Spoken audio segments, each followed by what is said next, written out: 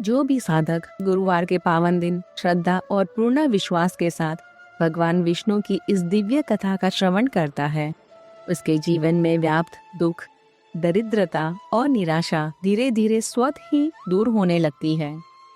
प्रिय भक्तों, आज आप जिस पावन कथा को सुनने जा रहे हैं वह केवल एक व्रत कथा नहीं है, बल्कि जीवन की उन उलझी हुई गांठों को खोलने की वह चाबी है जिनका उत्तर मनुष्य वर्षों तक खोजता रहता है। शास्त्रों में यह स्पष्ट रूप से कहा गया है कि जिस घर पर बृहस्पति देव की कृपा और श्री हरि विष्णु का आशीर्वाद एक साथ बरस जाए, वहाँ कलह, अभाव और मानसिक अशांति ठहर ही नहीं पाती।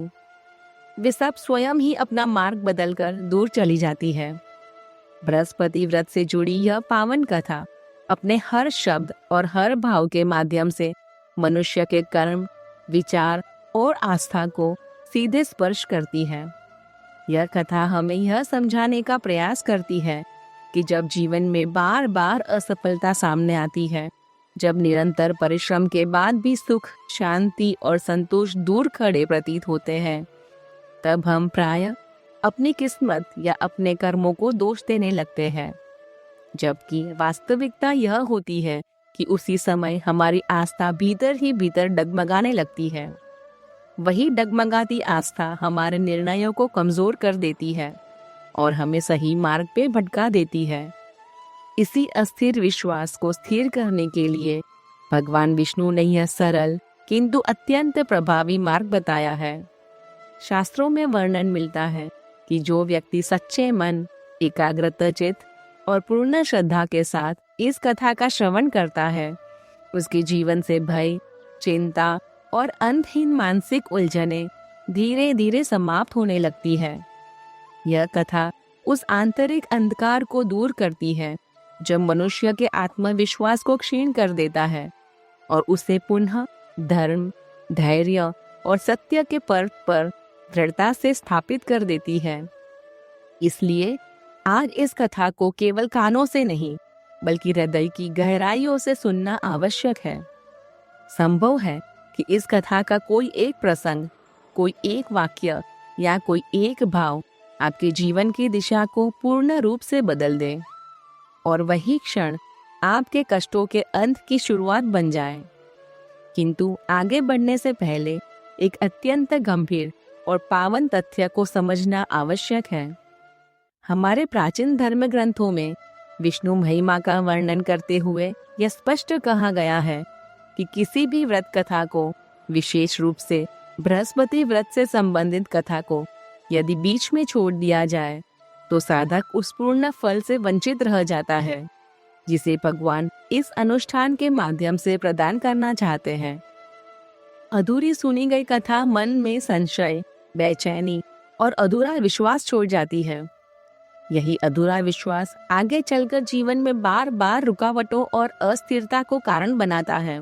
इसलिए आपसे विनम्र प्रार्थना है कि आज के इस बृहस्पति व्रत में भगवान विष्णु की इस पावन कथा को आरंभ से अंत तक अवश्य सुने। इसे केवल एक धार्मिक रस्म न समझें, बल्कि कर्म, श्रद्धा और भाग्य के उस सूक्ष्म संबंध के रूप में देखें जो यह तय करता है कि मनुष्य का जीवन सुख की ओर अग्रसर होगा या संघर्ष की ओर। संभव है कि इस कथा का कोई एक अंश आपके रुके हुए भाग्य को गति प्रदान कर दे, आपको किसी गलत निर्णय से रोक ले और उस मानसिक अंधकार से बाहर निकाल दे जिसमें अनजाने में आप भी फंस चुके हो। और यदि आप स्वयं को सच्चा सनातनी मानते हैं तो यह आपका दायित्व भी है कि ऐसे पवित्र संदेशों को केवल अपने तक सीमित ना रखें, बल्कि अधिक से अधिक लोगों तक पहुंचाएं। इसलिए इस कथा को लाइक अवश्य करें, अपने मित्रों और परिवारजनों में साझा करें और हमारे चैनल को सब्सक्राइब करना ना भूलें ताकि बृहस्पति देव की कृपा और भगवान विष्णु की दिव्य शिक्षाएं आपको निरंतर प्राप्त होती रहे। अब आइए श्रद्धा, संयम और पूर्ण विश्वास के साथ इस आध्यात्मिक यात्रा का शुभारंभ करते हैं। भारतवर्ष के एक सुंदर राज्य में राजा सत्यप्रकाश नाम के एक बहुत ही प्रतापी और न्यायप्रिय राजा रहते थे। राजा सत्यप्रकाश का स्वभाव बहुत ही शांत और दयालु था। वह अपनी प्रजा को अपनी संतान की तरह मानते थे और उनके सुख दुख का पूरा ख्याल रखते थे। राजा सत्यप्रकाश की पत्नी का नाम रानी चंद्रिका था। रानी चंद्रिका भी बहुत ही धार्मिक विचारों वाली और सुशील महिला थी। वह प्रतिदिन भगवान विष्णु की पूजा किया करती थी और गरीबों को दान दिया करती थी। राजा और रानी के जीवन में धन, दौलत, मान और सम्मान की कोई कमी नहीं थी। उनका महल स्वर्ग जैसा सुंदर था और खजाना मोतियों से भरा हुआ। लेकिन कहते हैं ना कि इंसान के जीवन में सब कुछ पूरा नहीं होता। राजा सत्यप्रकाश और रानी चंद्रिका के जीवन में भी एक बहुत बड़ा दुख था।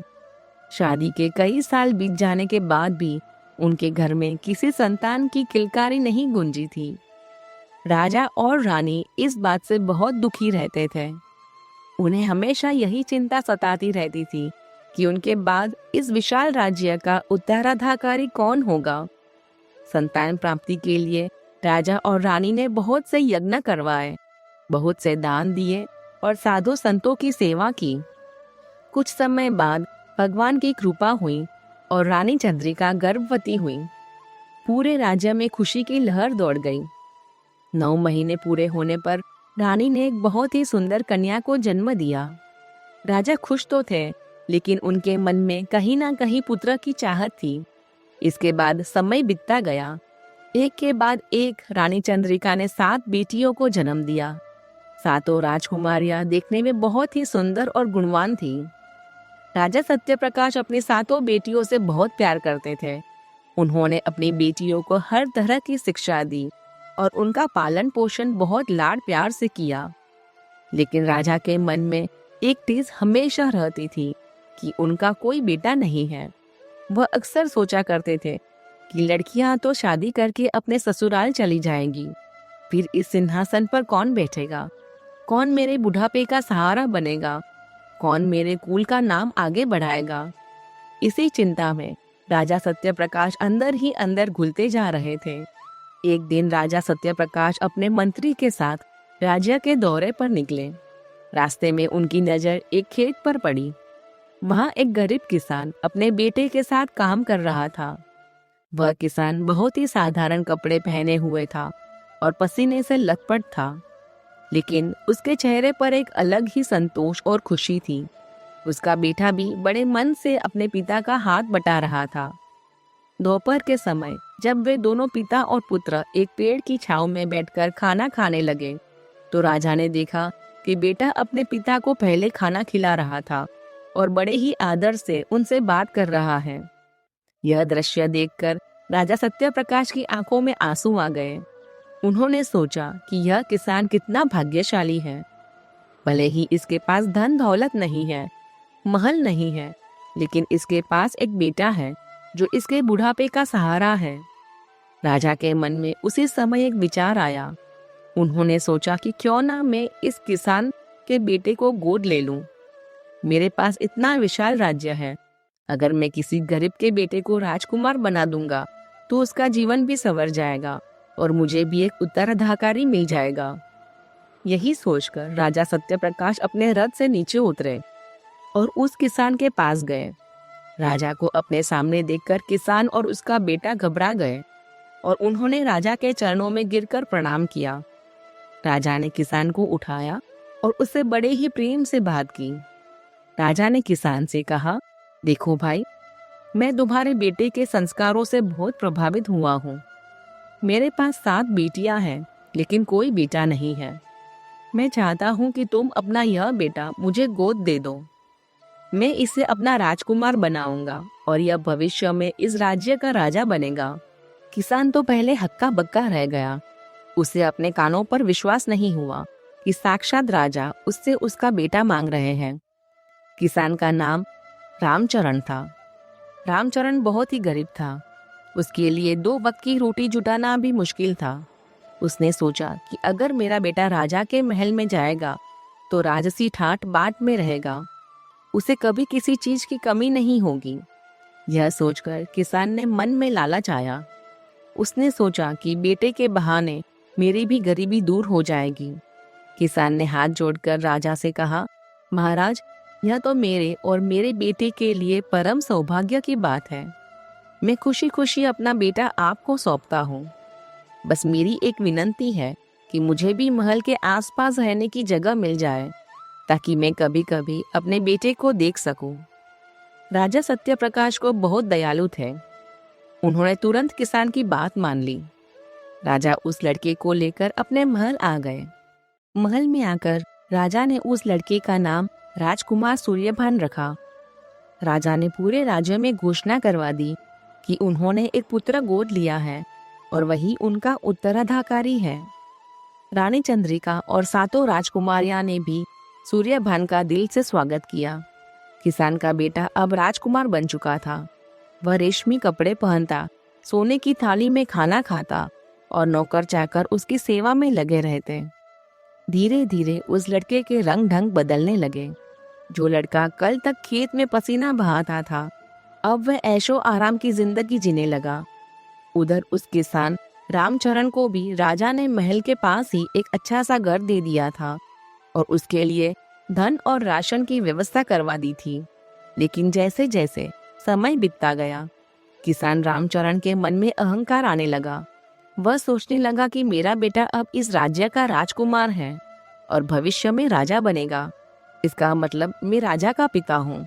यह सोचकर उसका व्यवहार बदलने लगा। वह अब खुद को किसी राजा से कम नहीं समझता था। वह आसपास के लोगों पर रौब झाड़ने लगा। जो लोग कल तक उसके साथ काम करते थे, अब वह उन्हें तुच्छ समझने लगा। उसे लगने लगा कि अब तो पूरी दुनिया उसकी मुट्ठी में है। राजा सत्यप्रकाश को जब इस बात का पता चला कि किसान का व्यवहार बदल रहा है, तो उन्होंने इसे नजरअंदाज कर दिया। राजा सोचते थे कि गरीब आदमी है, अचानक इतना मान सम्मान मिला है, इसलिए शायद ऐसा कर रहा है। लेकिन राजा को यह नहीं पता था कि यह तो बस शुरुआत थी। आगे चलकर यह अहंकार क्या रंग लाने वाला है। किसान रामचरण का घमंड अब 7वें आसमान पर था। उसे लगने लगा था कि राजा सत्यप्रकाश ने उसके बेटे को गोद लेकर उस पर कोई एहसान नहीं किया है, बल्कि यह तो उसका अधिकार था। वह अब महल के बाहर बने अपने आलीशान घर में बैठे रहता और वहां से गुजरने वाले मंत्रियों और सैनिकों को आदेश देने की कोशिश करता। अगर कोई उसकी बात नहीं सुनता तो वह उसे डराने लगता कि जब मेरा बेटा राजा बनेगा तो मैं तुम्हें सूली पर चढ़वा दूंगा। रामचरण की यह बातें सुनकर लोग मन ही मन उसका मजाक उड़ाते हैं, लेकिन राजा का संधि होने के कारण कोई उसके मुंह पर कुछ नहीं कहता था।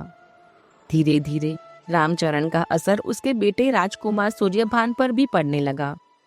जो लड़का कल तक अपने पिता के पैर दबाता था, अब उसे महल के नियम कानून बंधन लगने लगे थे।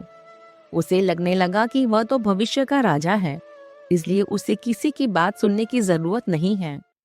राजकुमार सूर्यभान ने अपनी पढ़ाई लिखाई छोड़ दी। जब गुरुजी उसे पढ़ाने आते तो वो बहाने बनाकर वहां से भाग जाता या फिर गुरुजी का अपमान कर देता। राजा सत्यप्रकाश ने उसके लिए घुड़सवारी और तलवारबाजी सिखाने के लिए जो शिक्षक रखे थे, वह उन्हें भी परेशान करने लगा और महल में रहने वाली राजा की 7 बेटियों से सूर्यभान को अपना छोटा भाई मानकर बहुत प्यार करती थी। अब उससे डरने लगी थी। सूर्यभान अपनी बहनों का सम्मान करना तो दूर, उनसे ठीक से बात तक नहीं करता था। वह अक्सर उनका मजाक उड़ाता था और कहता था कि तुम लोग तो लड़कियां हो, तुम्हें तो एक दिन यह महल छोड़कर जाना ही है। इस राज्य का असली मालिक मैं हूँ। उसकी ऐसी कड़वी बातें सुनकर राजकुमारियों की आंखों में आंसू आ जाते, लेकिन वह अपने माता पिता को दुख नहीं देना चाहती थी, इसलिए चुपचाप सब कुछ सहन करती लेती थी। रानी चंद्रिका एक माँ थी और माँ की नजरों से अपने बच्चों का व्यवहार छिप नहीं सकता। उन्होंने महसूस किया कि सूर्यभान का स्वभाव दिन पर दिन बिगड़ता जा रहा है। एक दिन रानी चंद्रिका ने राजा सत्यप्रकाश से कहा, महाराज, मुझे लगता है कि हमने सूर्यभान को गोद लेकर कहीं कोई गलती तो नहीं की। वह बड़ों का आदर करना भूल गया है। वह ना तो पढ़ाई में ध्यान देता है और ना ही राजकारण सीखने में ध्यान दे रहा है। वह तो दिन भर अपने दोस्तों के साथ खेलता रहता है और नौकरों पर हुक्म चलाता है। राजा सत्यप्रकाश ने रानी की बात सुनी और गहरी सांस ली। राजा को भी यह सब दिखाई दे रहा था। उन्होंने रानी को समझाया और कहा, महारानी आप चिंता ना करें, अभी वह बच्चा है और अचानक उसे इतना मान सम्मान और वैभव मिला है, शायद इसलिए वह भाग गया है। मैं उसे समझाऊंगा। मुझे पूरा विश्वास है कि समय के साथ वह सुधर जाएगा और एक अच्छा राजा बनेगा। राजा सत्यप्रकाश का दिल बहुत साफ था, इसलिए वह दूसरों की बुराई जल्दी नहीं देख पाते थे। अगले दिन राजा ने राजकुमार सूर्यभान को अपने पास बुलाया। राजा ने उसे बहुत प्यार से समझाया, बेटा सूर्यभान, तुम इस राजा के होने वाले राजा हो। एक राजा का धर्म होता है कि वह विनम्र रहे, ज्ञानी और सबका सम्मान करे। तुम्हें अपनी शिक्षा पर ध्यान देना चाहिए और अपनी बहनों का आदर करना चाहिए। अगर तुम ऐसे ही मनमानी करोगे तो प्रजा तुम्हारा सम्मान कैसे करेगी? राजा की बातें सुनकर सूर्यभान ने सिर तो झुका लिया, लेकिन उसके चेहरे पर कोई पछतावा नहीं था। उसने राजा के सामने तो हाँ कर दी, लेकिन वहां से बाहर निकलते ही वह फिर से अपनी पुरानी हरकतों में लग गया। उधर किसान रामचरण की हिम्मत भी इतनी बढ़ गई कि वह अब सीधे राज दरबार में दखल देने लगा। एक दिन राज दरबार लगा हुआ था। राजा सत्यप्रकाश सिंहासन पर बैठे थे और मंत्रीगण किसी गंभीर समस्या पर चर्चा कर रहे थे। तभी वहां रामचरण बिना किसी अनुमति के अंदर घुस आया। पहरेदारों ने उसे रोकने की कोशिश की तो उसने उन्हें धक्का दे दिया।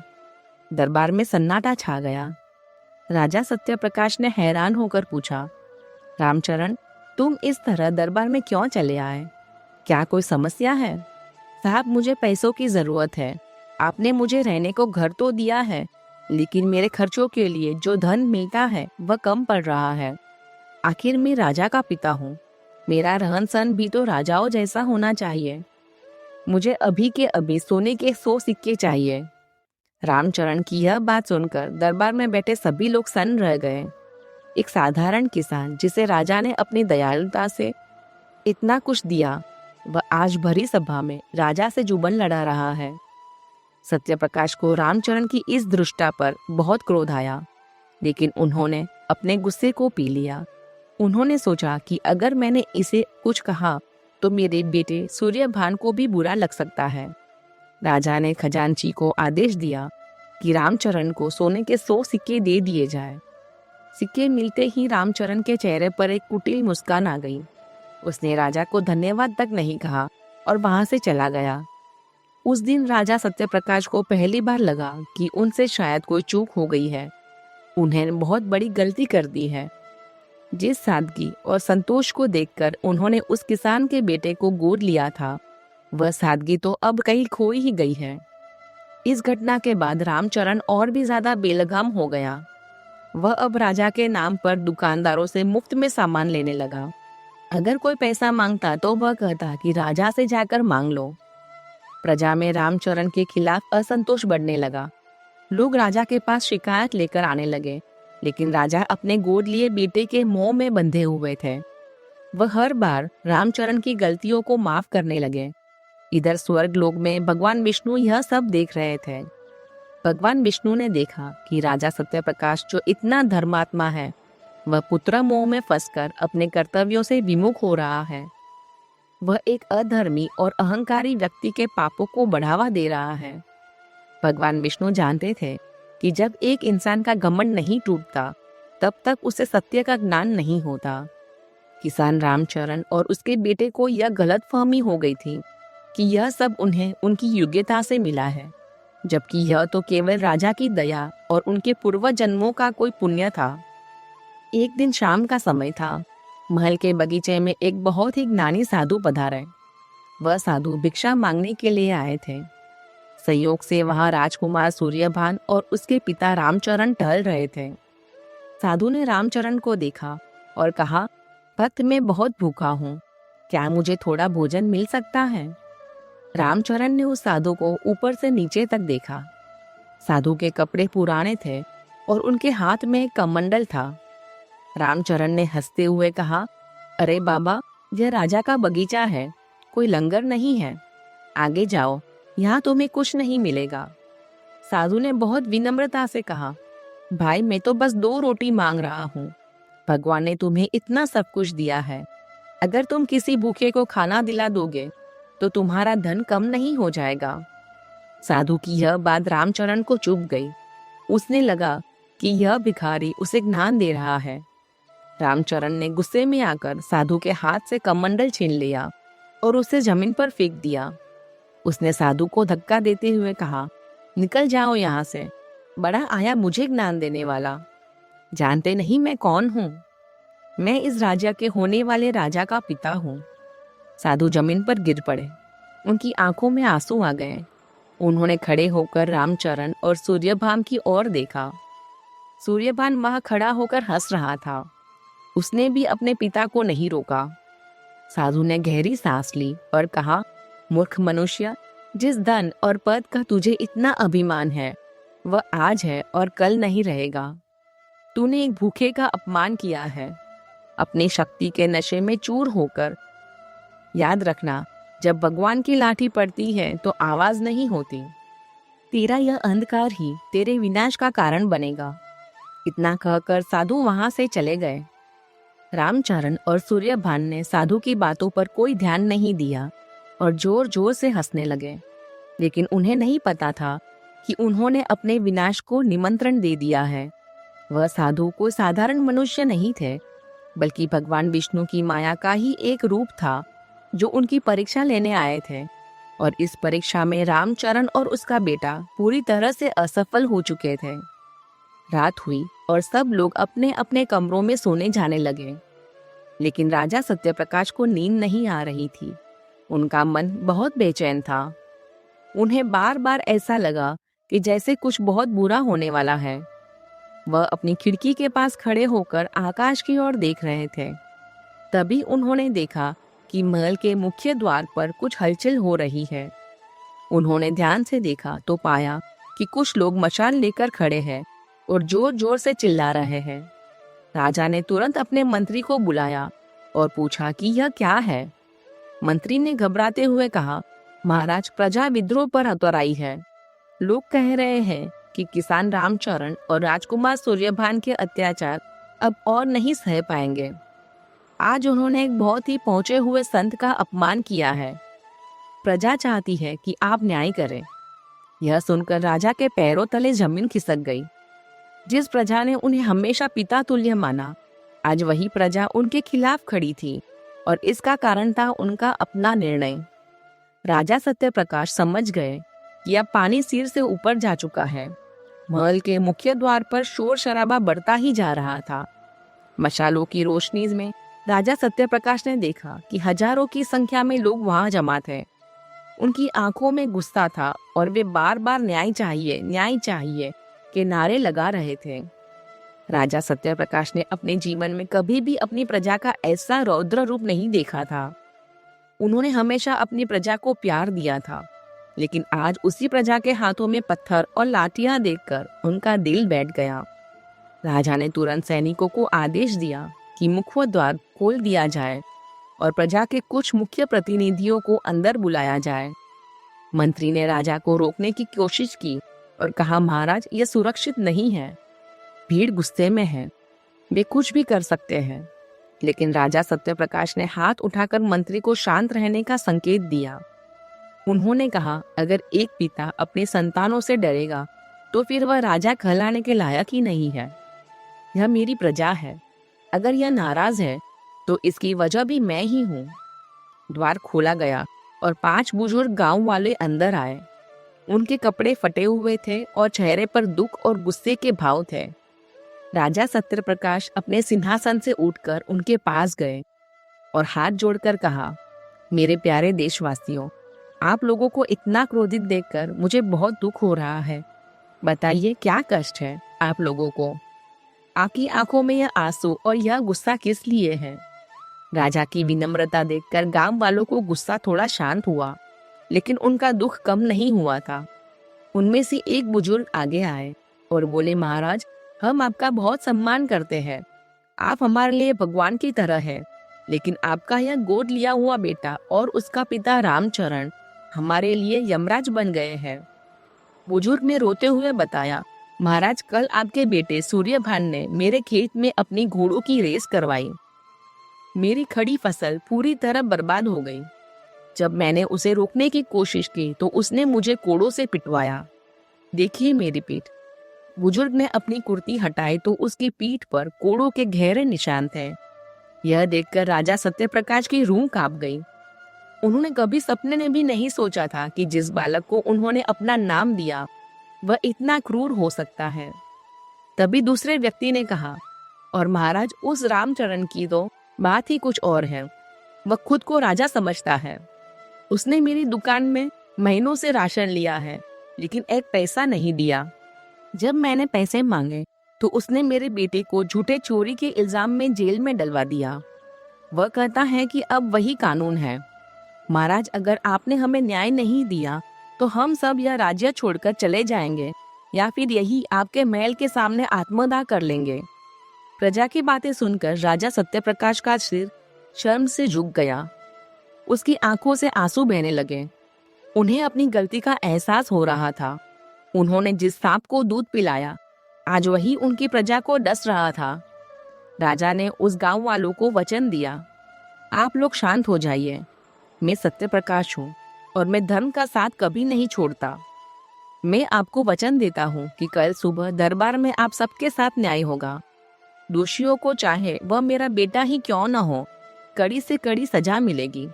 राजा के आश्वासन के बाद गांव वाले शांत होकर चले गए। यह परीक्षा भगवान विष्णु की साक्षी में होगी। राजा की यह बात सुनकर पूरे दरबार में सन्नाटा छा गया। रामचरण और सूर्यभान के चेहरों का रंग उड़ गया। वे सोच रहे थे कि यह कौन सी परीक्षा है। राजा ने अपनी बात जारी रखते हुए कहा, हमारे राज्य की परंपरा रही है कि जब भी न्याय और धर्म पर संकट आता है, हम कुल देवता भगवान विष्णु की शरण में जाते हैं। कल सुबह हम सब कुल देवता के मंदिर चलेंगे। वहां भगवान विष्णु की मूर्ति के सामने एक पवित्र कलश रखा जाएगा। जो सच्चा होगा वह उस कलश को उठा पाएगा और जो पापी होगा उसका हाथ उस कलश को छूते ही जल जाएगा। यह सुनकर रामचरण पसीने से तरबतर हो गया। वह जानता था कि उसने क्या पाप किए हैं, लेकिन सूर्यभान अभी भी अपने अहंकार में था। उसने सोचा कि यह सब अंधविश्वास है। पत्थर की मूर्ति मेरा क्या बिगाड़ लेगी। उसने अपने पिता के कान में कहा, पिताजी डरिए मत, ये राजा का बस लोगों को डराने के लिए नाटक है। कल मैं वह कलश उठा लूंगा और फिर यह सब मेरा मुंह देखते रह जाएंगे। राजा ने सभा समाप्त करने की ओर आदेश दिया कि आज रात रामदीन और सूर्यभान को महल में नहीं बल्कि मंदिर के बाहर बनी धर्मशाला में एक साधारण सेवक की तरह रहना होगा। उन्हें कोई सुख सुविधा नहीं मिलेगी। यह उनका पहला दंड था। सैनिकों ने उनके राजस्वी वस्त्र उतरवा लिए और उन्हें साधारण कपड़े पहनाकर मंदिर की ओर ले गए। रामचरण चिल्लाता रहा, लेकिन आज उसकी सुनने वाला कोई नहीं था। उधर महल में रानी चंद्रिका ने अपनी सातों बेटियों को बुलाया। सातों राजकुमारियां बहुत डरी हुई थी। उन्हें अपने भाई और पिता की चिंता हो रही थी। रानी ने उससे कहा, बेटियों, आज का समय बहुत कठिन है। तुम्हारे पिता धर्म की रक्षा के लिए बहुत बड़ा कदम उठा रहे हैं। हमें उनकी ताकत बनना होगा। आज हम सब मिलकर भगवान विष्णु का व्रत रखेंगे और उनसे प्रार्थना करेंगे कि सत्य की जीत हो। रात गहराती जा रही थी। मंदिर के बाहर बनी धर्मशाला में रामचरण और सूर्यभान के लिए वह रात किसी काल रात्रि के कम नहीं थी। जिस रामचरण को मखमली गद्दों पर सोने की आदत हो गई थी, आज उसे जमीन पर बिछी एक फटी पुरानी दरी पर सोना पड़ रहा था। मच्छरों की भिनभिनाहट और ठंड के कारण उसे नींद नहीं आ रही थी। वह करवटें बदलता रहा और अपनी किस्मत को कोस रहा था। उसके मन में डर का सांप फन फैला रहा था। उसे बार बार वह साधु याद रहा था जिसका उसने अपमान किया था। रामचरण ने अंधेरे में लेटे हुए अपने बेटे को आवाज दी, बेटा सूर्यभान, क्या तुम जाग रहे हो? सूर्यभान ने झुंझलाते हुए जवाब दिया, हाँ पिताजी, यहाँ नींद कैसे आएगी? ना पंखा है ना नरम बिस्तर। पिताजी, कल सुबह होते ही उस राजा से कहूंगा कि यह सब नाटक बंद करें। आखिर मैं राजकुमार हूँ। मेरे साथ ऐसा व्यवहार करने की उनकी हिम्मत कैसे हुई? सूर्यभान की आवाज में अभी भी वही घमंड था। उसे लग रहा था कि सुबह होते ही सब ठीक हो जाएगा और वह फिर से अपने महल में चला जाएगा। रामचरण ने डरते हुए कहा, बेटा मुझे बहुत घबराहट हो रही है। राजा ने जिस कलश की बात की है वह कोई साधारण कलश नहीं है। मैंने सुना है कि उस मंदिर में साक्षात भगवान विष्णु का वास है। अगर सच में हमारा झूठ पकड़ा गया तो क्या होगा? राजा हमें जीवित नहीं छोड़ेंगे। सूर्यभान ने हंसते हुए कहा, पिताजी आप भी किन बातों में आ गए? वह बस एक सोने का घड़ा होगा। मैं उसे उठा लूंगा और साबित कर दूंगा कि हम निर्दोष हैं। आप सो जाइए। लेकिन रामचरण को नींद नहीं आई। पूरी रात वह भगवान से माफी मांगता रहा, लेकिन उसका पश्चाताप सच्चा नहीं था। वह केवल डर के कारण था। उधर महल में भी कोई नहीं सोया था। रानी चंद्रिका और सातों राजकुमारियां पूरी रात पूजा कर में बैठी पूजा कर रही थी। उन्होंने भगवान विष्णु के सामने अखंड ज्योत जलाई थी। राजकुमारियां रो रो कर प्रार्थना कर रही थी कि उनके पिताजी की इज्जत बचा ली जाए। राजा सत्यप्रकाश अपनी बालकनी में खड़े होकर मंदिर के शिखर को देख रहे थे। उनकी आंखों से आंसू नहीं सूख रहे थे। वह जानते थे कि कल का सूरज उनके लिए बहुत बड़ी परीक्षा लेकर आने वाला है। आखिरकार सुबह हुई। बृहस्पतिवार का पवित्र दिन था। पूरे राज्य में आज अलग ही माहौल था। लोग सुबह से ही नहा धोकर और नए कपड़े पहनकर मंदिर की ओर जाने लगे। हर किसी के जुबान पर बस एक ही बात थी कि आज न्याय होगा। मंदिर के प्रांगण में भारी भीड़ जमा हो गई। सैनिकों ने बड़ी मुश्किल से भीड़ को काबू किया। मंदिर के बीचों बीच एक ऊंचा चबूतरा बनाया गया। थोड़ी देर में नगाड़े बजने लगे। राजा सत्यप्रकाश, रानी चंद्रिका और सातों राजकुमारियां वहां पहुंची। राजा ने साधारण वस्त्र पहने थे और नंगे पैर थे। प्रजा ने जब अपने राजा को इस हाल में देखा तो उनकी आंखों में आंसू आ गए। राजा ने सबसे पहले भगवान विष्णु की मूर्ति को दंडवत प्रणाम किया। पुजारी ने मंत्रोच्चार शुरू किए और एक सुनहरा कलश भगवान की मूर्ति के सामने रख दिया। उस कलश में गंगाजल भरा हुआ था और ऊपर तुलसी के पत्ते रखे थे। देखने में वह कलश बहुत ही शीतल और सुंदर लग रहा था। इसके बाद सैनिकों ने रामचरण और सूर्यभान को वहां पेश किया। दोनों के चेहरे उतरे हुए थे, लेकिन सूर्यभान अभी भी तनी हुई गर्दन के साथ चल रहा था। राजा सत्यप्रकाश ने चबूतरे से घोषणा की, प्रजाजनों, आज फैसला आपके सामने होगा। यह पवित्र कलश सत्य की कसौटी है।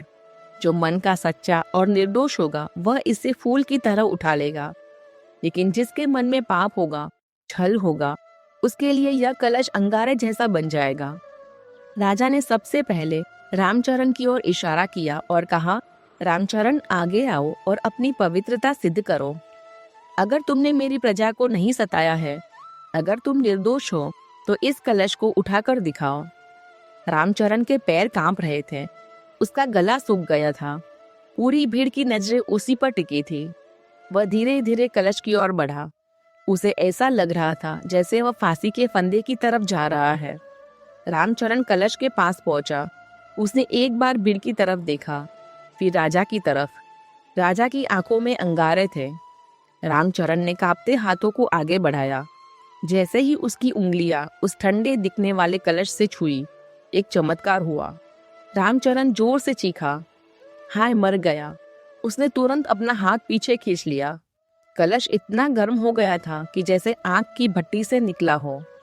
रामचरण का हाथ बुरी तरह जल गया था और उस पर फफोले पड़ गए। भीड़ में शोर मच गया। लोग चिल्लाने लगे, पापी पापी, यह झूठा है। रामचरण जमीन पर गिर पड़ा और दर्द से तड़पने लगा। वह चिल्ला रहा था, मुझे माफ कर दो, मुझसे गलती हो गई, मैं लालची हूँ, मैंने झूठ बोला था। वह कलश आग है, आग। राजा सत्यप्रकाश ने अपनी आंखें बंद कर ली। उनका शक यकीन में बदल गया था। अब राजा ने सूर्यभान की ओर देखा। राजा का दिल रो रहा था, लेकिन कर्तव्य कठोर था। उन्होंने कहा, राजकुमार सूर्यभान, अब तुम्हारी बारी है। साबित करो कि तुम निर्दोष हो। सूर्यभान ने देखा कि उसके पिता का हाथ जल गया है और उसे थोड़ा डर लगा, लेकिन उसका अहंकार अभी भी उस पर हावी था। उसने सोचा कि पिताजी बूढ़े हैं, शायद उनसे यह नहीं उठा पाया। मैं तो जवान हूँ, शक्तिशाली हूँ, मैं इसे उठा लूंगा। सूर्यभान अकड़ते हुए आगे बढ़ा। उसने भीड़ की तरफ देखकर एक व्यंग भरी मुस्कान दी और बिना किसी हिचकिचाहट के कलश को दोनों हाथों से पकड़ने की कोशिश की। लेकिन जैसे ही उसने कलश को छुआ, एक जोर का झटका लगा। ऐसा लगा जैसे आकाश से बिजली गिरी हो। सूर्यभान को एक अदृश्य शक्ति ने दूर फेंक दिया। वह कोई हाथ दूर जाकर जमीन पर मुंह के बल गिरा। उसके दोनों हाथ काले पड़ गए थे और शरीर में असहनीय जलन हो रही थी। सूर्यभान दर्द से चीखने लगा, पिताजी बचाओ, पानी लाओ, मैं जल रहा हूँ। पूरा दृश्य देखकर वहां मौजूद हर व्यक्ति सिहर उठा। यह भगवान का प्रत्यक्ष चमत्कार था। भगवान विष्णु ने दिखा दिया था कि पाप का घड़ा एक ना एक दिन फूटता ही है। राजा सत्यप्रकाश की आंखों से आंसुओं की धारा बहने लगी। वह दौड़कर अपने बेटे के पास जाना चाहते थे, लेकिन उनके कदम रुक गए। यह वह बेटा था जिसे उन्होंने गोद लिया था। यह तो एक अपराधी था। भीड़ का गुस्सा अब 7वें आसवार पर था। लोग पत्थर उठाने लगे और चिल्लाने लगे, इन पापियों को मार डालो। इन्होंने साधु संतों का अपमान किया है, गरीबों को सताया है।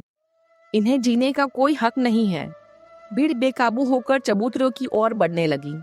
राजा सत्यप्रकाश ने हाथ उठाकर उन्हें रोकने की कोशिश की, लेकिन प्रजा का गुस्सा शांत नहीं हो रहा था। तभी अचानक आसमान में काले बादल गिरने लगे। दिन में ही अंधेरा छा गया। तेज हवाएं चलने लगी और बिजली कड़कने लगी। मंदिर का घंटा अपने आप जोर जोर से बजने लगा। सभी लोग डर गए और अपनी अपनी जगह रुक गए। ऐसा लग रहा था जैसे साक्षात प्रलय आने वाली हो। सब लोग आसमान की ओर देखने लगे। तभी मंदिर के अंदर से एक दिव्य प्रकाश बाहर आया। वह प्रकाश इतना तेज था कि लोगों को अपनी आंखें बंद करनी पड़ी। उस प्रकाश के बीच से ही वही साधु महाराज प्रकट हुए जिनका अपमान रामचरण ने बगीचे में किया था। लेकिन अब वह फटे पुराने कपड़ों में नहीं थे। उनका शरीर सोने की तरह चमक रहा था और उनके चेहरे पर सूर्य जैसा तेज था। उनके चारों ओर एक अलौकिक आभा मंडल था। साधु महाराज को देखकर पूरा भीड़ शांत हो गया। रामचरण और सूर्यभान को दर्द से तड़प रहे थे। उन्होंने भी उस प्रकाश की ओर देखा। साधु महाराज ने अपनी गंभीर और गूंजती हुई आवाज में कहा, रुको, शांत हो जाओ। हिंसा किसी समस्या का समाधान नहीं है। राजा सत्यप्रकाश तुरंत पहचान गए कि यह कोई साधारण साधु नहीं है। राजा और रानी दौड़कर उनके चरणों में गिर पड़े। राजा ने रोते हुए कहा, महाराज मुझे क्षमा कर दे। यह सब मेरे पापों का फल है। मैंने ही इस अधर्म को अपने राज्य में पनपने दिया। साधु ने राजा को उठाया और कहा, राजन, तुम दोषी नहीं हो। तुम बस पुत्र मोह में बंधे हुए थे, लेकिन आज तुम्हारी आंखों से वो मोह का पर्दा हट चुका है। साधु ने तड़पते हुए रामचरण और सूर्यभान की ओर देखा। उनकी दृष्टि पड़ते ही दोनों की जलन और बढ़ गई। साधु ने कहा, रामचरण, सूर्यभान, तुम दोनों ने शक्ति और सत्ता के नशे में चूर होकर मानवता को भुला दिया। तुमने सोचा कि तुम कुछ भी करोगे और तुम्हें कोई नहीं देखेगा, लेकिन तुम भूल गए कि ऊपर वाले की नजर से कुछ नहीं छिपता। आज तुम्हें तुम्हारे कर्मों का फल मिल रहा है। रामचरण ने गिड़गिड़ाते हुए कहा, महाराज, हमें माफ कर दीजिए। हम अज्ञानी हैं। हमें नहीं पता था कि आप कौन हैं। हमारे प्राण बख्श दीजिए। हम जीवन भर आपके दास बनकर रहेंगे। सूर्यभान भी रोते हुए माफी मांगने लगा। उसका सारा घमंड चूर चूर हो चुका था। वह अब बस एक डरा हुआ बच्चा लग रहा था। साधु महाराज ने कहा, क्षमा मांगने से पहले तुम्हें अपने पापों का प्रायश्चित करना होगा। केवल शरीर के जलने से पाप नहीं धुलते, मन का शुद्ध होना भी जरूरी है। और राजन, अभी एक और सत्य है जो तुम्हें जानना बाकी है। यह लीला अभी समाप्त नहीं हुई है। राजा सत्यप्रकाश ने हाथ जोड़कर पूछा, प्रभु, और क्या सत्य है? कृपया मेरा मार्गदर्शन करें। मैं बहुत दुविधा में हूँ। मुझे क्या करना चाहिए? साधु ने मुस्कुराते हुए राजा की 7 बेटियों की तरफ देखा जो एक कोने में खड़ी रो रही थी। साधु ने कहा, राजन, तुम जीवन भर जिस बेटे के लिए तरसते रहे, जिसके लिए तुमने एक अनजान को अपना खून मान लिया, तुमने कभी अपनी इन 7 देवियों की तरफ ध्यान दिया है? तुमने हमेशा सोचा कि बेटा ही कुल का दीपक होता है। साधु की बात सुनकर राजा का सिर झुक गया। साधु ने आगे कहा, आज मैं तुम्हें तुम्हारी इन बेटियों का असली रूप दिखाऊंगा। जिसे तुम केवल लड़कियां समझते हो वे वास्तव में क्या है। यह कहकर साधु ने अपनी कमंडल से थोड़ा जल निकाला और सातों राजकुमारियों की तरफ छिड़क दिया। जल की बूंदें पड़ते ही एक अद्भुत घटना घटी। सातों राजकुमारियों के शरीर से भी दिव्य प्रकाश निकलने लगा। भीड़ यह चमत्कार देखकर हैरान रह गया। राजा और रानी तो अपनी बेटियों को पहचान ही नहीं पा रही थी। तभी साधु ने अपना असली रूप धारण किया। देखते ही देखते साधु का रूप बदल गया। उनके 4 हाथ हो गए जिनमें शंख, चक्र, गदा और पद्म थे। उन्होंने पीताम्बर धारण कर लिया। वह साक्षात भगवान विष्णु के रूप में वहां खड़े थे। भगवान विष्णु को अपने सामने देखकर वहां मौजूद हर प्राणी धन्य हो गया। पूरा वातावरण ओम नमो भगवते वासुदेवाय के जयकारों से गूंज उठा। राजा, रानी, प्रजा सब जमीन पर लेटकर भगवान को प्रणाम करने लगे। यहाँ तक कि रामचरण और सूर्यभान भी अपना दर्द भूलकर भगवान की छवि को अपलक देखने लगे। भगवान विष्णु ने राजा से कहा, सत्यप्रकाश, मैं तुम्हारी भक्ति से प्रसन्न हूँ, लेकिन तुम्हारे मन में बेटा और बेटी का जो भेदभाव था उसे मिटाने के लिए ही मुझे यह लीला रचनी पड़ी। यह रामचरण और सूर्यभान मेरे ही भेजे हुए पात्र थे, ताकि तुम्हें यह सबक मिल सके कि संतान बेटा हो या बेटी, वह अपने कर्मों से ही महान बनते हैं। जो बेटा तुम्हें दुख दे वह बेटा नहीं शत्रु है, और जो बेटी तुम्हें मान सम्मान दे वही असली उत्तराधिकारी है। भगवान विष्णु के विराट रूप को देखकर राजा सत्यप्रकाश की आंखें खुल चुकी थी। उनकी आंखों से पश्चाताप के आंसू बह रहे थे। भगवान विष्णु ने अपनी गंभीर वाणी में कहा, सत्यप्रकाश, देखो अपनी इन बेटियों को, जिन्हें तुम्हें केवल लड़की समझकर नजरअंदाज करते रहे। असल में यही तुम्हारे कुल की रक्षक है। कल रात जब तुम चिंता में सो नहीं पा रहे थे, तब तुम्हारी ये सातों बेटियां मेरे सामने बैठकर तुम्हारे प्राणों की रक्षा और राज्य की सुख शांति के लिए प्रार्थना कर रही थीं। इनकी भक्ति और तपस्या के कारण ही आज मैं यहाँ प्रकट हुआ हूँ। भगवान ने आगे कहा, बेटा और बेटी में कोई भेद नहीं होता, भेद केवल संस्कारों का होता है। एक संस्कारी बेटी 10 बिगड़े हुए बेटों से बेहतर है। तुमने समाज के डर से और वंश चलाने के मोह में एक ऐसे लड़के को अपनाया जिसके संस्कार दूषित थे। वह तुम्हारी सबसे बड़ी भूल थी, लेकिन अब तुम्हें अपनी भूल सुधारने का अवसर मिला है।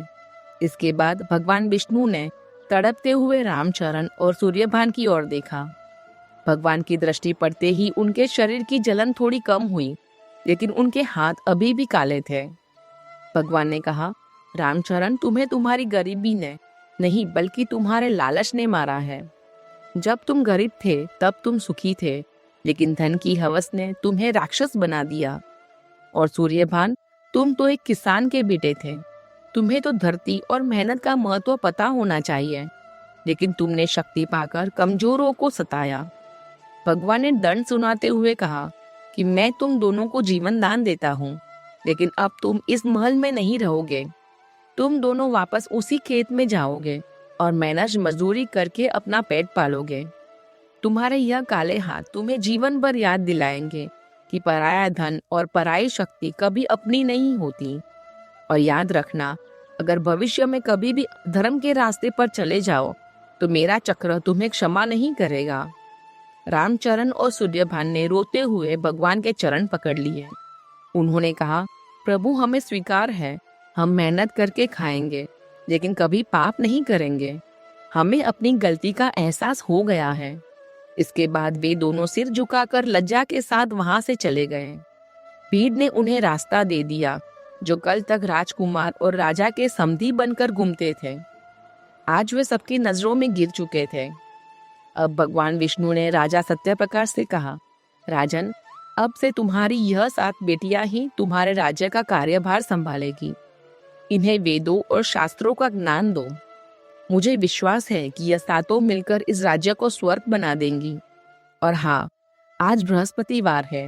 मेरी पूजा और व्रत करने से तुम्हारे राज्य पर छाया हुआ यह संकट दूर हुआ है। इसलिए मैं तुम्हें आदेश देता हूँ कि अपने राज्य में बृहस्पतिवार के व्रत का प्रचार करो। जो भी व्यक्ति सच्चे मन से बृहस्पतिवार की कथा सुनेगा और चने की दाल और गुड़ से मेरी पूजा करेगा, उसके जीवन में कभी कोई दुख नहीं आएगा।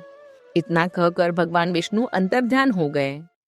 वहां केवल उनकी सुगंध और दिव्य आभा रह गई। राजा सत्यप्रकाश ने उठकर अपनी सातों बेटियों को गले लगा लिया। राजा ने रोते हुए कहा, मेरी बच्चियां, मुझे माफ कर दो। मैं एक अभागा पिता हूँ जो अपनी हीरो जैसी बेटियों को नहीं पहचान पाया। मैं बेटे की चाह में पत्थर को अनमोल समझ बैठा। क्या तुम सब मुझे माफ करोगी? बड़ी बेटी, जिसका नाम सावित्री था, उसने आगे बढ़कर राजा के आंसू पोंछे और कहा, पिताजी, आप ऐसा मत कहिए। आप हमारे पिता हैं और हमारे लिए भगवान समान हैं। इंसान से गलती हो जाती है। हमें खुशी है कि अब आप हमें समझ गए हैं। हम आपको वचन देते हैं कि हम बेटे से भी बढ़कर आपका और इस राज्य का नाम रोशन करेंगे। राजा ने उसी समय दरबार में घोषणा कर दी। उन्होंने कहा, मेरी प्रजाजनों, आज से मेरा कोई बेटा नहीं है। आज से मेरी यह 7 बेटियां ही मेरी उत्तराधिकारी है। यही इस राज्य की राजकुमारियां हैं। मैं घोषणा करता हूँ कि आज से राज्य के हर महत्वपूर्ण निर्णय में मेरी बेटियों की सहमति ली जाएगी और जैसा कि भगवान विष्णु ने आदेश दिया है, हम हर बृहस्पतिवार को पूरे विधि विधान से भगवान की पूजा करेंगे। प्रजा ने महाराज सत्यप्रकाश की जय और राजकुमारियों की जयकार के नारे लगाए। पूरे राज्य में खुशी का माहौल छा गया। राजा ने तुरंत आदेश दिया कि राज्य के हर मंदिर में भगवान विष्णु की विशेष पूजा की जाए और गरीबों में चने की दाल और पीला वस्त्र दान किया जाए। महल में वापस आकर रानी चंद्रिका ने अपनी बेटियों की आरती उतारी। महल का वह आंगन जो पिछले कुछ समय से सूना और उदास था, आज फिर से खुशियों से भर गया था। राजा सत्यप्रकाश ने अपनी बेटियों की शिक्षा के लिए राज्य से सबसे बड़े विद्वानों को बुलाया। अब राजकुमारियों की दिनचर्या बदल गई। वे सुबह जल्दी उठती, भगवान विष्णु की पूजा करती और फिर राजमहल की शिक्षा लेती। लेकिन कहते हैं ना कि जब कोई बड़ा बदलाव आता है तो कुछ कठिनाइयां भी साथ आती ही है। राजा का खजाना जो रामचरण और सूर्यभान ने अपनी अय्याश योग में खाली कर दिया था, उसकी भरपाई करना एक बड़ी चुनौती थी। इसके अलावा पड़ोसी राज्य के राजा को जब यह खबर मिली कि सत्यप्रकाश ने अपनी बेटियों को उत्तराधिकारी घोषित किया है, तो उसने इसे राज्य की कमजोरी समझ लिया। पड़ोसी राजा का नाम क्रूर सिंह था। वह बहुत ही लालची और दुष्ट था। उसने सोचा कि लड़कियां भला क्या युद्ध करेंगी, यह सही मौका है कि सत्यप्रकाश के राज्य पर कब्जा किया जाए। उसने अपनी सेना को तैयार होने का आदेश दे दिया। इधर राजा सत्यप्रकाश और उनकी बेटियां अभी राज्य की आंतरिक समस्याओं को सुलझाने में लगी थी। तभी गुप्तचरों ने आकर यह बुरी खबर दी। गुप्तचर ने बताया कि महाराज, अनर्थ हो गया है। पड़ोसी राजा क्रूर सिंह अपनी विशाल सेना लेकर हमारे राज्य की ओर बढ़ रहा है। वह 2 दिन के भीतर हमारी सीमा पर हमला कर देगा। यह सुनकर राजा सत्यप्रकाश के चेहरे पर चिंता की लकीरें छा गई। अभी राज्य की हालत ऐसी नहीं थी कि किसी बड़े युद्ध का सामना कर सके। सेना का मनोबल भी पिछले कुछ समय की घटनाओं से टूटा हुआ था। राजा ने अपनी बेटियों की ओर देखा। उन्होंने सोचा कि अभी तो इन बच्चियों ने राजकाज सीखा है और इतना बड़ा संकट आ गया। क्या यह लड़कियां क्रूर सिंह जैसे निर्दयी राजा का सामना कर पाएंगी? क्या मेरा निर्णय सही था? राजा के मन में फिर से डर लगने लगा। तभी उनकी सबसे छोटी बेटी, जिसका नाम तुलसी था, वह आगे आई। तुलसी बहुत ही बुद्धिमान और भगवान विष्णु की परम भक्त थी। उसने बड़े ही आत्मविश्वास से कहा, पिताजी, आप चिंता क्यों करते हो? हमारे साथ साक्षात भगवान विष्णु का आशीर्वाद है। उन्होंने ही तो हमें यह जिम्मेदारी सौंपी है। क्रूर सिंह की सेना भले ही विशाल हो, लेकिन धर्म हमारे साथ है। हम यह युद्ध लड़ेंगे भी और जीतेंगे भी। तुलसी की बातों में इतना तेज था कि राजा का डर थोड़ा कम हुआ। बड़ी बेटी सावित्री ने कहा, पिताजी, हमें युद्ध की तैयारी करनी चाहिए। हम बहनों ने एक योजना बनाई है। हम केवल तलवार से नहीं बल्कि बुद्धि से भी यह युद्ध लड़ेंगे। आप सेनापति को बुलाइए। राजा अपनी बेटियों का साहस देखकर दंग रह गए। जहाँ बड़े बड़े शूरवीर घबरा जाते हैं, वहाँ यहाँ कोमल कन्याएं चट्टान की तरह खड़ी थी। राजा ने तुरंत आपातकालीन सभा बुलाई। सातों बहनें दरबार में आईं। उन्होंने मानचित्र पर अपनी योजना समझानी शुरू की। उनकी समझ और रणनीति देखकर बूढ़े मंत्री और सेनापति भी हैरान रह गए। उन्हें पहली बार लगा कि यह राजकुमारियां साधारण नहीं है, लेकिन संकट अब भी टला नहीं था। क्रूर सुई की सेना बहुत बड़ी थी और सत्यप्रकाश की छोटी सेना थी। रसद और हथियारों की भी कमी थी। उस रात रानी चंद्रिका ने अपनी बेटियों से कहा, युद्ध की तैयारी तो तुम कर रही हो, लेकिन हमें दैवी सहायता की भी जरूरत है। कल बृहस्पतिवार है, क्यों न हम सब मिलकर कल एक विशेष अनुष्ठान करें और भगवान विष्णु से विजय का वरदान मांगे। सातों बहनों ने अपनी माँ की बात मान ली। उन्होंने तय किया कि कल न केवल हम व्रत रखेंगी, बल्कि पूरे राज्य की महिलाओं को भी इस व्रत में शामिल करेंगी। उनका मानना था कि सामूहिक प्रार्थना में बहुत शक्ति है, लेकिन क्या एक दिन की पूजा और व्रत से इतना बड़ा संकट टल पाएगा? क्या भगवान विष्णु उनकी रक्षा के लिए फिर से आएंगे, या फिर राजकुमारियों को अपनी पहली ही परीक्षा में हार का मुंह देखना पड़ेगा? बृहस्पति की सुबह हुई। आज का सूरज जैसे नई उम्मीद लेकर निकला था। राजा सत्यप्रकाश ने महल में आज युद्ध की तैयारियों के साथ साथ पूजा की भी तैयारियां करवा दी। रानी और सातों राजकुमारियों ने पीले रंग के वस्त्र धारण किए। उन्होंने चने की दाल, गुड़, पीले फूल और हल्दी लेकर भगवान विष्णु का विधिवत पूजन किया। पूरे महल में ओम नमो भगवते वासुदेवाय का मंत्र गूंजने लगा। पूजा समाप्त होने के बाद सातों बहनों ने अपने पिता राजा सत्यप्रकाश और माता चंद्रिका के पैर छुए और उनसे आशीर्वाद लिया। राजा सत्यप्रकाश ने अपनी बेटियों को विजय तिलक लगाया और उन्हें तलवारें सौंपी। राजा का सीना आज गर्व से चौड़ा हो गया।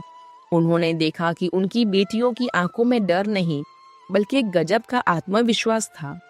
सबसे छोटी बेटी तुलसी ने कहा, पिताजी आप महल की सुरक्षा संभालिए, हम बहनें सीमा पर जाकर दुश्मन का सामना करेंगी। भगवान विष्णु हमारे साथ है, जीत सत्य की ही होगी। राजा क्रूर सिंह अपनी विशाल सेना के साथ राज्य की सीमा पर पहुंच चुका था। उसने दूरबीन से देखा कि सामने से कोई विशाल सेना नहीं, बल्कि कुछ टुकड़ियां आ रही है, जिनका नेतृत्व 7 लड़कियां कर रही है। यह देखकर क्रूर सिंह जोर से हंसा। उसने अपने सेनापति से कहा, देखो मूर्खों को, सत्यप्रकाश ने लड़कियों को लड़ने के लिए भेजा है। लगता है वह हार मान चुका है। जाओ इन लड़कियों को बंदी बना लो और राज्य पर कब्जा कर लो। क्रूर सिंह को अपनी ताकत का बहुत गुमान था, लेकिन उसे यह नहीं पता था कि जिसे वह कमजोर लड़कियां समझ रहा है, वे साक्षात दुर्गा का रूप बनकर आई है। और सबसे बड़ी बात, आज बृहस्पतिवार था, जो देवगुरु बृहस्पति और भगवान विष्णु का दिन है। युद्ध का बिगुल बजा। क्रूर सिंह की सेना हाथी और घोड़ों के साथ आगे बढ़ी, लेकिन तभी कुछ ऐसा हुआ जिसकी कल्पना किसी ने नहीं की थी। राजकुमारियों ने सीधी लड़ाई लड़ने के बजाय अपनी बुद्धि का इस्तेमाल किया। बड़ी बेटी सावित्री के इशारे पर सेना 2 भागों में बट गई और उन्होंने क्रूर सिंह की सेना को चारों तरफ से घेर लिया। राजकुमारियों ने उस रास्ते का चुनाव किया था जहाँ की जमीन थोड़ी दलदली थी। क्रूर सिंह के भारी भरकम हाथी और रथ उस दलदल में फंसने लगे। जैसे ही दुश्मन की सेना फंसी, राजकुमारियों ने तीरों की वर्षा कर दी, लेकिन यह साधारण तीर नहीं थे। इन तीरों पर जलती हुई मशालें थी, जिससे दुश्मन की सेना में भगदड़ मच गई। तभी अचानक मौसम बदला, जैसा कि भगवान विष्णु ने आशीर्वाद दिया था। तेज हवाएं चलने लगी, पीले रंग की धूल भरी आंधी उठी। यह आंधी इतनी तेज थी कि दुश्मन के सैनिकों को अपनी आंखों के सामने कुछ दिखाई नहीं दे रहा था। उनकी आंखों में धूल भर गई और वे आसपास में ही भटकने लगे।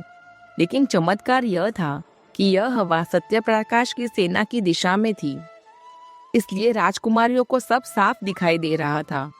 राजकुमारी तुलसी ने देखा कि क्रूर सिंह का रथ एक गड्ढे में फंस गया है। उसने तुरंत अपना घोड़ा दौड़ाया और बिजली की रफ्तार से क्रूर सिंह के पास पहुंची। इससे पहले कि क्रूर सिंह अपनी तलवार निकाल पाता, तुलसी ने अपनी तलवार उसकी गर्दन पर रख दी। तुलसी ने कड़कती आवाज में कहा, हथियार डाल दो क्रूर सिंह, वरना तुम्हारा सिर धड़ से अलग कर दिया जाएगा। अपने राजा को बंदी बना देख पूरी दुश्मन सेना ने हथियार डाल दिए। जो युद्ध हफ्तों तक चल सकता था वह राजकुमारियों की बुद्धि और भगवान की कृपा से कुछ ही घंटों में समाप्त हो गया। सत्य प्रकाश की सेना ने भगवान विष्णु की जय और राजकुमारियों की जय के नारे लगाए। राजकुमारियों ने क्रूर सिंह को रस्सियों से बांध लिया और उसे लेकर महल की ओर चली। महल में जब यह खबर पहुंची कि राजकुमारियों ने युद्ध जीत लिया है और दुश्मन राजा को बंदी बना लिया गया है, तो राजा सत्यप्रकाश और रानी चंद्रिका की खुशी का ठिकाना नहीं रहा। वे अपनी बेटियों के स्वागत के लिए मुख्य द्वार पर आए। प्रजा ने फूलों की वर्षा करके अपनी बहादुर राजकुमारियों का स्वागत किया। दरबार लगा। क्रूर सिंह को राजा सत्यप्रकाश के सामने पेश किया गया। क्रूर सिंह का सिर शर्म से झुका हुआ था। उसे विश्वास नहीं हो रहा था कि कुछ लड़कियों से हार गया वो। राजा सत्यप्रकाश ने अपनी बेटियों की ओर देखा और कहा, मेरी बेटियां, तुम बताओ इस अपराधी के साथ क्या किया जाए। इससे हमारे राज्य में बुरी नजर डाली। बड़ी राजकुमारी सावित्री आगे आई। उसने कहा, पिताजी, एक राजा का धर्म क्षमा करना भी है। आज बृहस्पतिवार का पवित्र दिन है। भगवान विष्णु शांति और दया के प्रतीक है। हमें इस दिन किसी के खून से अपने हाथ नहीं रंगने चाहिए। क्रूर सिंह को अपनी गलती का एहसास हो गया। अगर हम इसे मार देंगे तो हम में और इसमें क्या फर्क रहेगा। इसलिए मेरा सुझाव है, इसे चेतावनी देकर छोड़ दिया जाए और इसे यह वचन लिया जाए कि यह भविष्य में कभी अधर्म नहीं करेगा। सावित्री की यह बात सुनकर पूरा दरबार हैरान रह गया। क्रूर सिंह, जो मौत की उम्मीद कर रहा था, उसने जब राजकुमारी के मुंह से यह दया भरी बातें सुनी तो उसका पत्थर दिल भी पिघल गया। वह सावित्री के चरणों में गिर पड़ा और रोने लगा। उसने कहा, देवी, आप महान हो।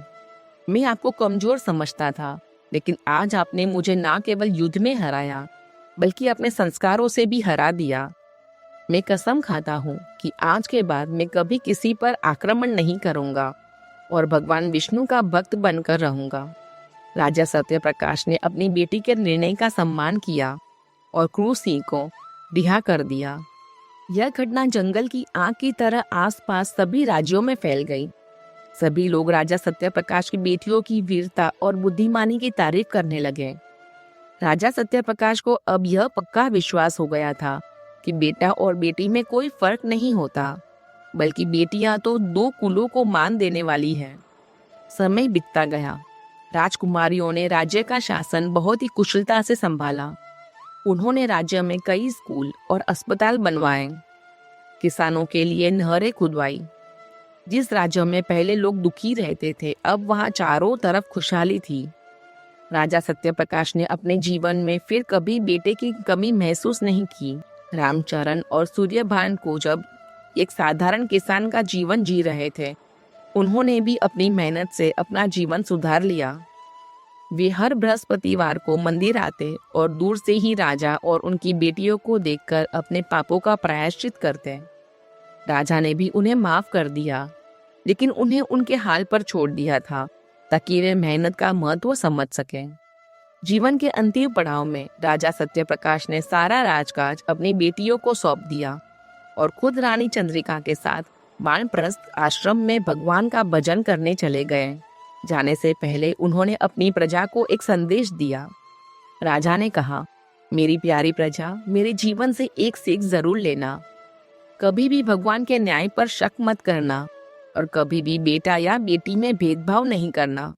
जो सुख मुझे 7 बेटे मिलकर नहीं दे सकते, वह मुझे मेरे 7 बेटियों ने दिया, और यह सब संभव हुआ भगवान विष्णु की कृपा और बृहस्पतिवार व्रत के प्रभाव से। दोस्तों, इस कथा से हमें यह महत्वपूर्ण सीख मिलती है कि ईश्वर के न्याय में विलंब हो सकता है, लेकिन अन्याय कभी नहीं होता। समय भले ही परीक्षा ले, पर सत्य और धर्म का फल निश्चित रूप से प्राप्त होता है। मनुष्य का अहंकार उसे पतन की ओर ले जाता है, जबकि विनम्रता, सेवा और भक्ति उसे साधारण अवस्था में उठाकर ऊंचाइयों तक पहुंचा देती है। यही इस कथा का मूल संदेश है। अब कथा के समापन से पूर्व मैं आपको संक्षेप में बृहस्पति व्रत की यह सरल विधि बताती हूँ, जिसे श्रद्धा के साथ करने से अनेक लोगों की मनोकामनाएं पूर्ण हुई है। यह व्रत शुक्ल पक्ष के प्रथम बृहस्पतिवार से आरंभ करना विशेष शुभ माना जाता है। व्रत के दिन प्रातःकाल ब्रह्म मुहूर्त में उठकर स्नान करें और यथासंभव पीले रंग के वस्त्र धारण करें। पूजा के लिए भगवान विष्णु के समक्ष चने की दाल, गुड़, मुनक्का, पीले पुष्प और हल्दी अर्पित करें। यदि संभव हो तो केले के वृक्ष की पूजा अवश्य करें, क्योंकि इसे बृहस्पति देव का प्रतीक माना गया है। पूजा और कथा के समय हाथ में चने की दाल और पीले फूल लेकर भगवान विष्णु की यही कथा श्रद्धापूर्वक पढ़े या श्रवण करें, जैसी आपने अभी सुनी है। यह समय मौन, एकाग्रता और पूर्ण विश्वास का होना चाहिए। इस व्रत के दिन एक ही समय भोजन करें। भोजन में चने की दाल या बेसन से बनी वस्तुओं का सेवन करें और ध्यान रखें कि इस दिन नमक का प्रयोग ना करें। संयम और नियम का पालन ही इस व्रत का वास्तविक आधार है। भगवान विष्णु आप सभी के कष्टों को दूर करें, आपके जीवन में शांति, समृद्धि और सद्बुद्धि प्रदान करें और आपके घर को सुख और आनंद से भर दें। यदि आपको यह कथा और इसका संदेश अच्छा लगा हो तो कृपया कमेंट में ओम नमो भगवते वासुदेवाय अवश्य लिखिए।